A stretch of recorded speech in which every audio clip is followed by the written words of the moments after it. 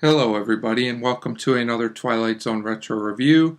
Today it is Season 1, Episode 20, entitled Elegy, written by Charles Beaumont. And I have to say, compared to Beaumont's first episode, this one is disappointing. This episode stars Cecil Kellaway as Jeremy, and Kevin Hagen, Jeff Morrow, and Don Dubbins as, I'll just call them the crew, because they're basically just pretty much together throughout the episode.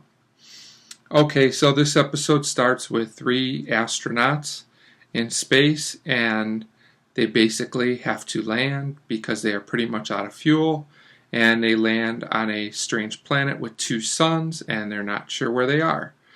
So based on this premise, they start walking around trying to figure out where they're at, and they basically start seeing people.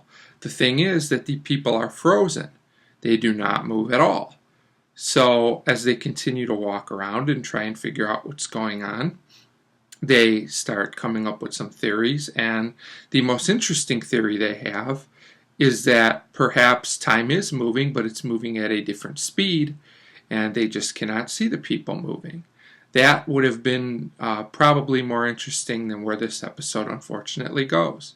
So basically they keep walking around, they split up, they each go to a different setting. I'm not going to get into everything about each one because it's all pretty monotonous, but they each go to a different setting and everything's pretty much the same.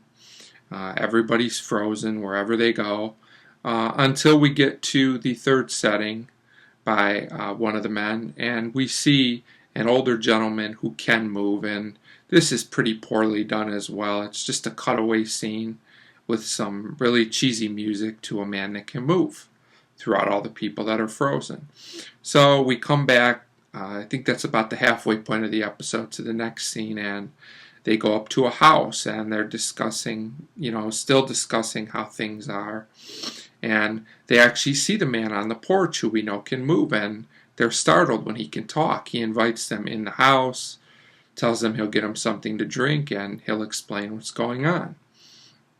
So he explains that they're in a cemetery, and what happens is that each person can be granted their greatest wish for what they would have liked to live throughout their life. So if a person wanted to be in a certain setting like the Middle Ages, they would go to a Middle Ages section of the place and they would live that out. We saw earlier in the episode there were some band members, and I guess these people always loved music or wanted to be in a band. I guess that's the impression we're supposed to get. So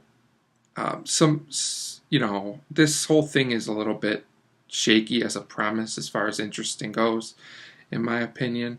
But we keep going, and basically we find out after that the 3 men are drugged by the older gentleman named Jeremy, and that way they're also going to have to stay there.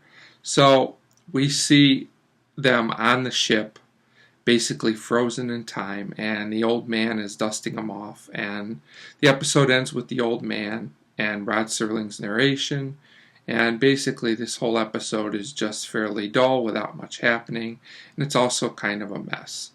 I guess the moral of this episode is that nothing can ever be at peace with humans, totally at peace, because humans will always cause friction, which is okay as a lesson, but the execution of this episode isn't very good. For one thing, I didn't feel the acting by the lead actor who plays Jeremy was very good. He doesn't really come across as a sinister guy or a funny guy. He just comes across as kind of dull and not interesting. The 3 men that play the astronauts are okay, but nothing spectacular. They're not really given much to do. Really, most of the problem falls in the writing of this episode. There's just not a lot of script here. There's a lot of walking around looking at frozen bodies, which that's the other huge problem with this episode. Because of the times, they actually didn't use models. They tried to use people to stand still, and you can clearly see at times that the people are moving. they're trying to be still, but it's not really effective. It doesn't really work. You can clearly see them moving, and it really messes with the effect that it's supposed to have on you as an audience member. I realize times were different, but maybe this is one of those cases where if you can't pull something off, don't do it at all.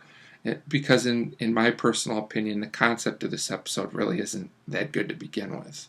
It's just not that interesting, and it doesn't even really make a lot of sense, in my opinion. So I'm going to give this episode a 1.5 out of 5 for Elegy. I think it's definitely right there with The Four of Us Are Dying as the worst of Season 1 so far. So a 1.5 for Elegy. Thanks for watching.